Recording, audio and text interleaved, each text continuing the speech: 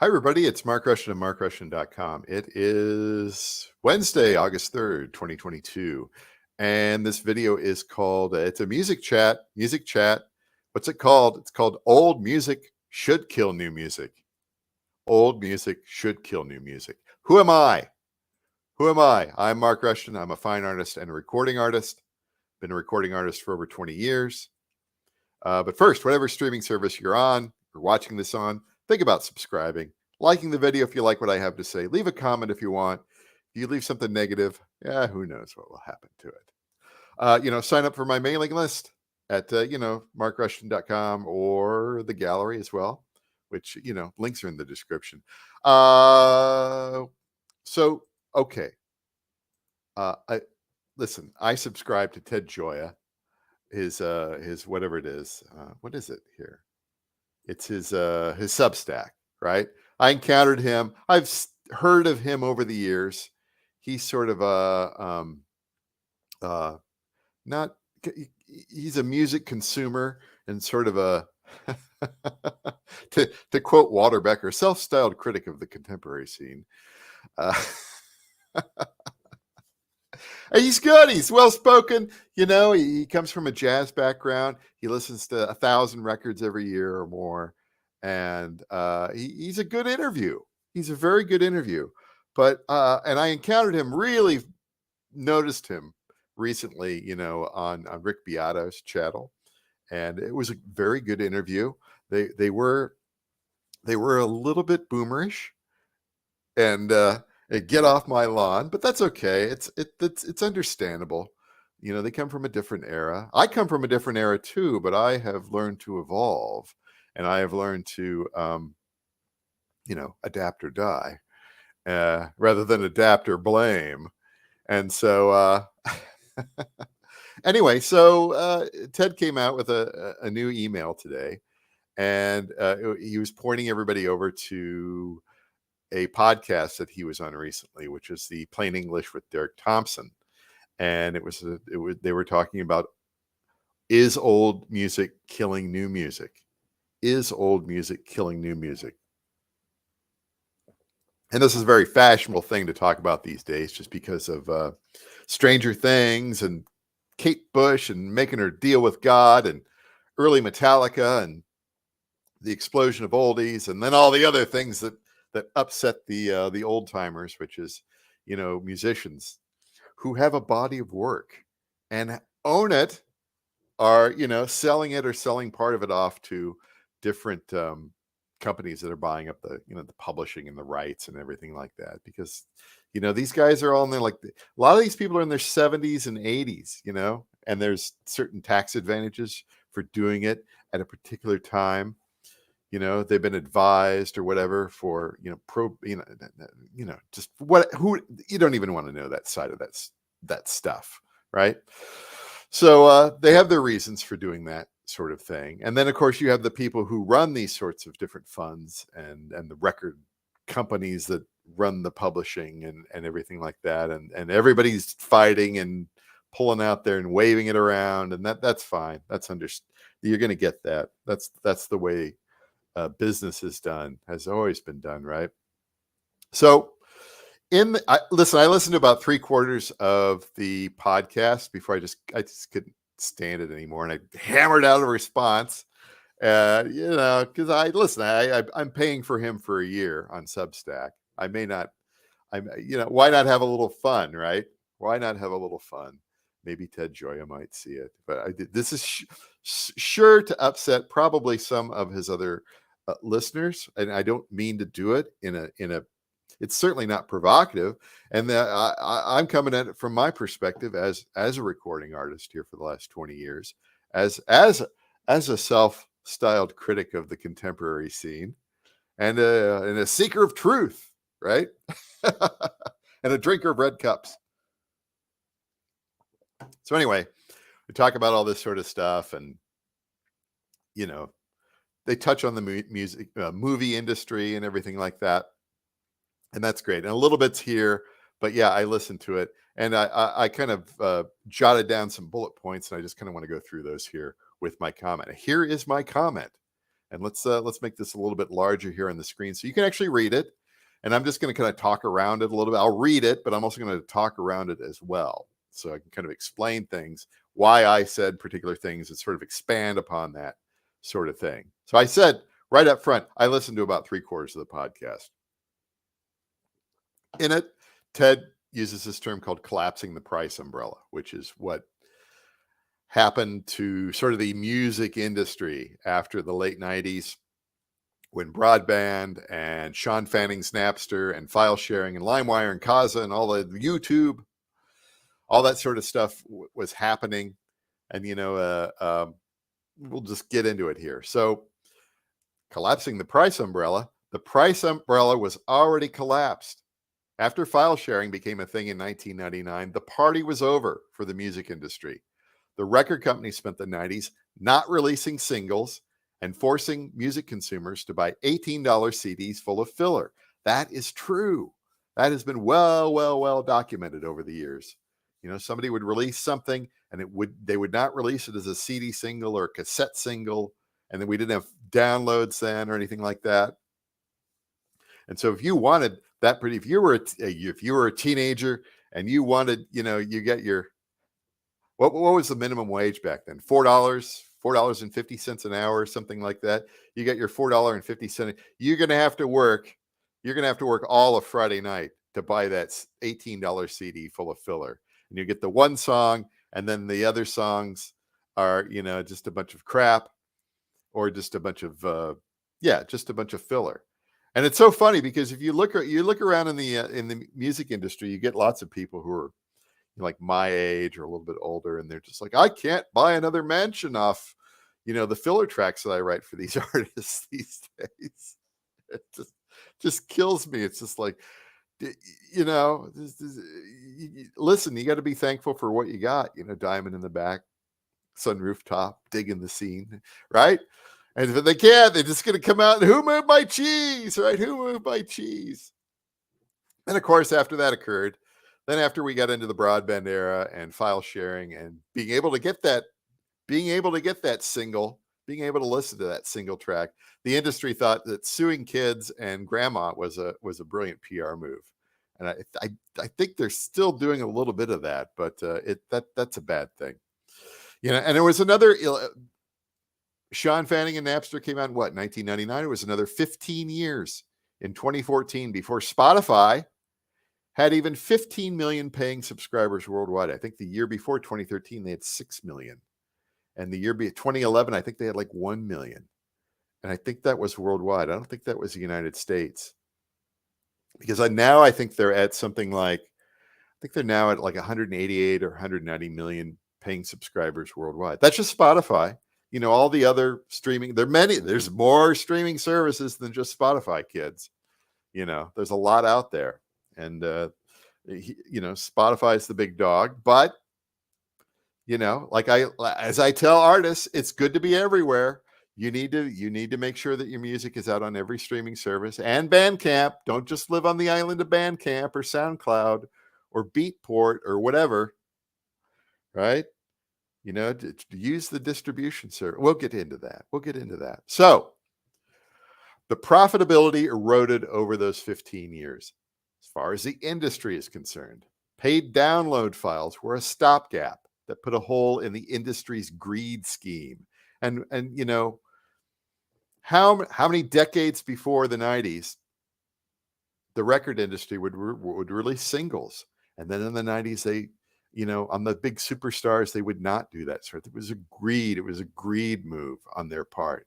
Can we not be critical of that? Can we not point that out time and time again? That was a bad decision. But downloads were an unreliable revenue source, similar to the changing physical media of yore, whether it was long players or 8-tracks or cassettes or DCCs or whatever, right? The streaming services turned music consumption into a utility. Merck Mercuriadis talks about this all the time, and you may not like Merck, And if you don't like Merck, I get maybe you don't like Niall Edwards either. He's his business partner. But are you saying Chic's bad? Are you saying disco sucks?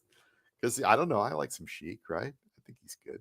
But Mercuriadis, he talks about in other interviews, he talks about uh, music income, the utilization of it, and providing a relatively steady revenue stream. And this revenue stream goes to artists, if publishers, songwriters, record labels, and the rest of the industry. And I say, I've been saying this for many years. How is this a bad thing? How is it a bad thing? And I also said in a recent, just a few days ago, I just came off my best month ever for royalties, right? 15, 20 years ago when I was releasing music, it was like a money losing hobby. It was fun. It was nice to be able to figure out how to make a CD. And then by 2004, getting my music distributed via like CD Baby to download, to like iTunes and other file purchasing download services and the legit services.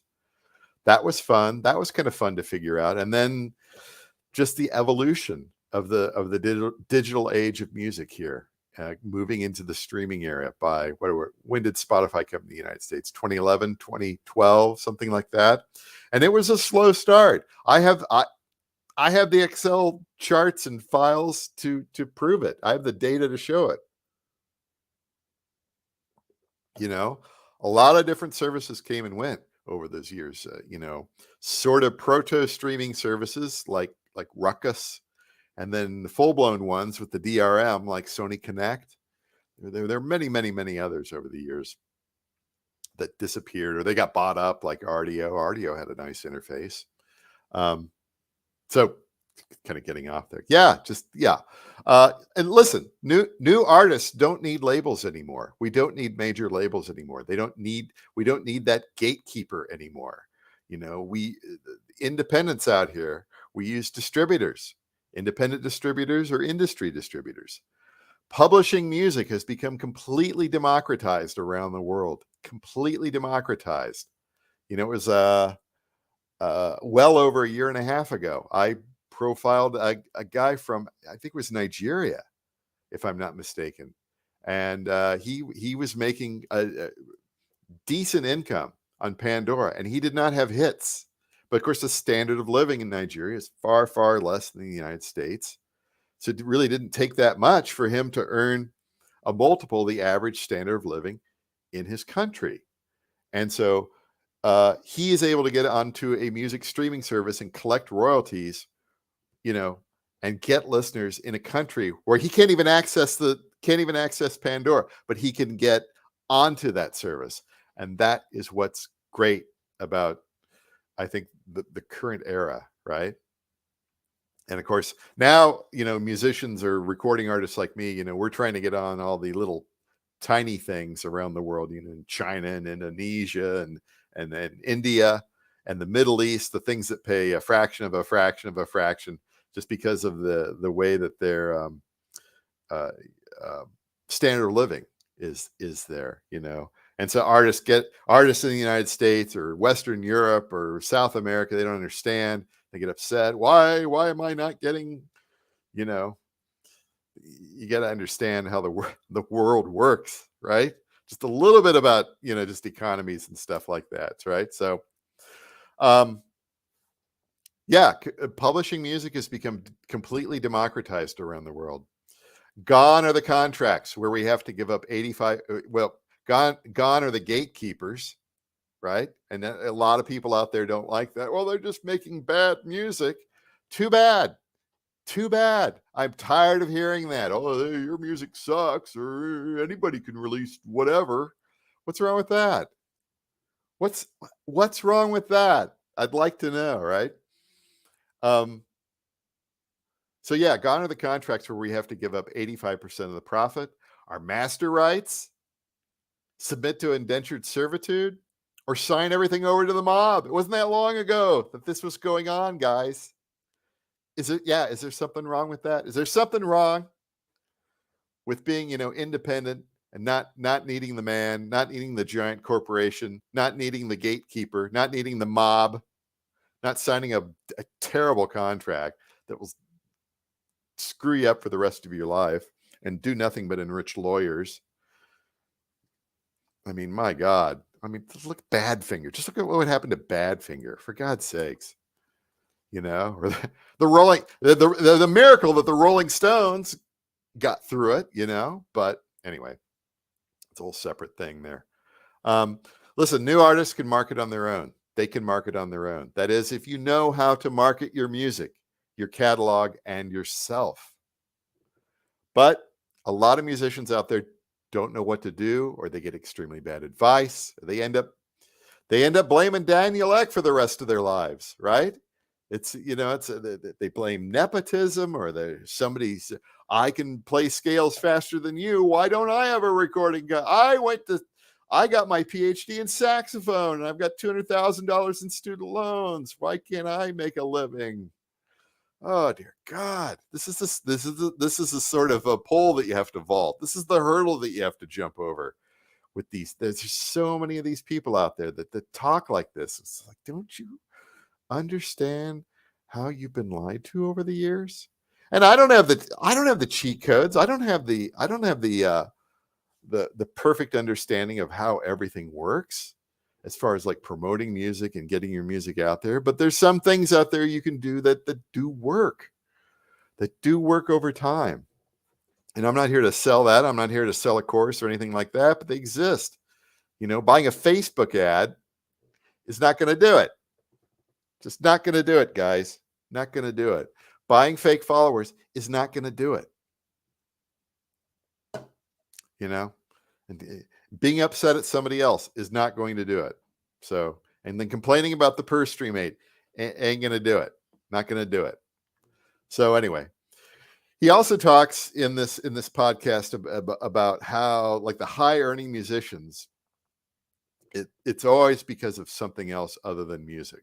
And this is the problem with looking at these sorts of lists, because, you know, the media anymore, and really for the last 30 years here, has been just kind of just going towards that sort of clickbait thing where they just, you know, it's like, well, so-and-so made a lot of money because they diversified into, you know, designer weed or something like that, or they bought a bunch of, you know, apartments here or something.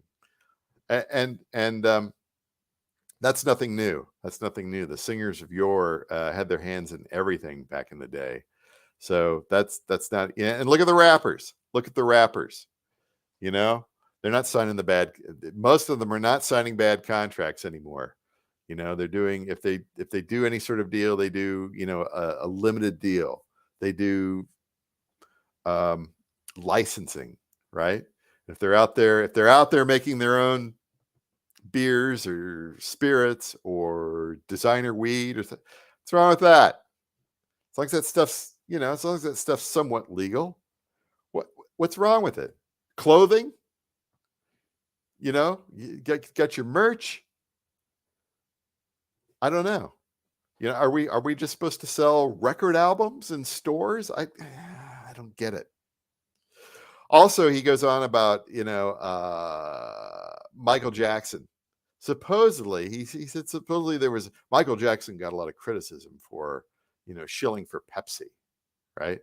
It's like, honestly, I don't remember that. If that actually occurred back in the early 80s, that was manufactured controversy, right? That was to give the certain people something to complain about. And honestly, you know, we look at how Michael Jackson's life turned out, and, you know, being a superstar is extremely sad. Look at so many of them and how they ended the course of their career, and how their lives ended. It's like, do you really want to be a superstar? Do you really want to sign that contract with the man? You know, and then suddenly you're shilling for sugar water. Do you think he really drank that stuff? Maybe he did. I don't know. Right. So yeah, did anybody really care about Michael Jackson shilling for Pepsi other than a very small number of media clickbaity pundits? I don't think so. Or Jay Leno with that Doritos commercial in the late 80s that Bill Hicks made fun of, the late comedian Bill Hicks. So you do a commercial, you're off the artistic roll call forever. Everything you say is suspect. And then Bill Hicks goes on, and I can't repeat that because this is kind of a family show here. But that was funny. It was funny. It was a good routine. It actually made sense. But Jay Leno is out there shilling for the shilling for the new Cadillac Lyric EV car, sort of shilling for it. I saw it. I actually kind of made a little comment out there. He was Jay Leno it was kind of backhanded compliment on that Cadillac SUV that they're hawking out there, the Lyric EV. And but that didn't diminish Jay Leno's popularity. That probably bought him some cars that are in that gigantic airplane hangar, that he's preserving. And good for him, right? Yeah, Jay Leno, he's selling the Doritos, whatever. And anyway, Pepsi sugar water. Sugar water is bad. You look around the world these days, too many people drinking sugar water or the fake sugar water. And what did Steve Jobs, Steve Jobs saved the free fall of the music industry with the iTunes Store. A lot of people don't want to admit it. And even to this day, it was a stopgap. But what did Steve Jobs say to John Scully, when he hired him at Apple? In the mid 80s or whatever? Do you want to sell sugar water for the rest of your life, or do you want to come with me and change the world? Right. Meanwhile, what's going on today? And listen, I don't watch the news. I don't watch the music news, but like Indiana Jones, like Harrison Ford in the Raiders from the Lost Ark movie, he's up there with Marion. And the Nazis have opened the Ark of the Covenant, and everything's breaking loose. And he's just, I always say this, so it's just like, don't look at it, Marion. Don't look at it, right? So I don't look at the news. But sometimes you can't help but notice things. I don't dig into it. I'm not a consumer of that sort of stuff. But lately, every news outlet and every so-called trusted music reviewing source out there has been obsequiously pushing the latest Beyonce creation and clickbait fake controversy surrounding it because they've been paid to do it. Come on, man, that stuff just does not just show up without a plan engineered by marketing people. And fine for her. She can get away with that. She get people paying attention by, dropping all that Jay-Z and Beyonce money around. That's fine. That's fine. But like Jay Leno and the Doritos, and like Michael Jackson and the Pepsi, be careful, because I tend to think that you're largely being manipulated out there. So just, so you see the Beyonce stuff everywhere. And I say this in closing here. You wonder why the kids these days want to listen to Kate Bush and early Metallica and fall down the rabbit hole of lost oldies that radio never played or long ago gave up on. You wonder why new music doesn't have a chance against the old music. And that's the reason why. And so, there's a channel that I watch on YouTube. I love it. Absolutely love it. It's called Yesterday's Papers. And so this guy, this is a complete labor of love. This Yesterday's Papers on YouTube is like how music magazines used to be. So what he does is he takes articles from old music magazines back in the mid to late 60s in England, and he does voiceovers and stuff like that and kind of weaves a story and then promotes numerous different songs, hits or not, from that era. And fascinating, because a lot of these artists of, or they went on to become famous artists in other bands. Like in the latest one here, they talk about Andy Summers, who was in the Police. He was originally in Zoot Money and D'Artagnan's something or other, and he moved on. I think he was at the Soft Machine and other bands. But so these people these days, and so it's kind of fun to go back and listen. Listen to what they said back in the day, or you get situations where people like Penny Valentine or John Peel are talking about the music of the day, and particularly John Peel, who I just his opinion on music I just absolutely love and respect. And he will go on about why haven't they had any hits? He'll play them or whatever, but they don't get playlisted at Radio 1 or whatever, or the public just there's some sort of distribution problem back in the day. So a lot of this music were not hits, kind of disappeared, and some of it's pretty cool. That's how I came to discover the French singer Francois Hardy. And I'm checking out the Move, like the early stuff and the Herd, Peter Frampton. I don't know, the radio doesn't play it. And then so what else have I got out here? This is the other thing that, and I'm going to bring this over here and just going to pop this into the view here. The guy who did the interview was touching on things like Spotify playlists out there, like Discover Weekly, which I often go through. I usually go through Release Radar more, but these are a lot of things that I have missed over the years, and you're not going to hear them on radio. And how else are you going to consume this stuff, right? And this is based on your listening habits and people you like and the algorithm or whatever. But largely, for the most part, I do find a lot of wonderful nuggets in here, or things I just forgot about. And so and Ted blows it off. I think he has got a bias against Spotify. I really kind of feel that from him. He does not like streaming. He does like Bandcamp, but I don't think he kind of understands, for an old guy like me, that this is like a lifeline. So I've always been interested in music. I've always been interested in, not necessarily staying current, but finding the stuff that's really interesting. And, over the years, you grow up and you have kids and a family and you spend your money on other stuff. But a lot of this I couldn't find, or the record stores wouldn't have, or it was an import. Imports. I was buying stuff in the early 2000s that was still import. The Harold Budd John Fox Translucent, that was that was like 2003, 2004. I had to buy that as an import. That was expensive as all get out. It was a double CD. And wow, this is a long video. I decided to get my rant out here, but I mean, look at this is my Discovery Weekly. All right. So, I've heard of Chapter House. The Roaches. I know who they are. Michael Brook. I Sleep with the Fishes. I know that album from a long time ago. Who else do we have in here? Pylon. Not really into them back in the 80s.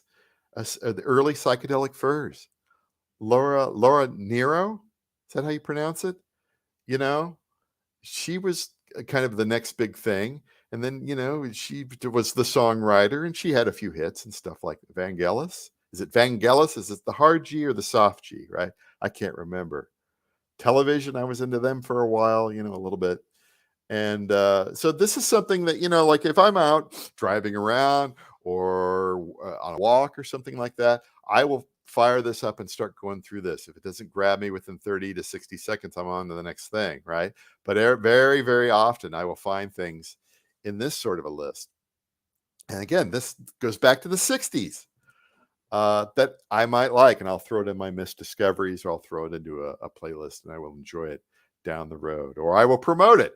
I'll promote it to other people. Let's not get this video over 30 minutes. No one's really going to want to watch this, right? No one's going to really watch. But just to kind of sum up here, and let me get rid of this here.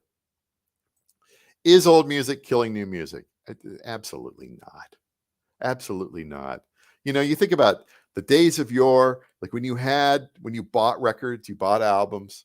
A lot of people play the same things over and over again. Again, as they get older, as we get into our 30s, most people kind of just fall into the habit of oldies. I go into the grocery stores these days. I'm like, God, do I have to hear this again?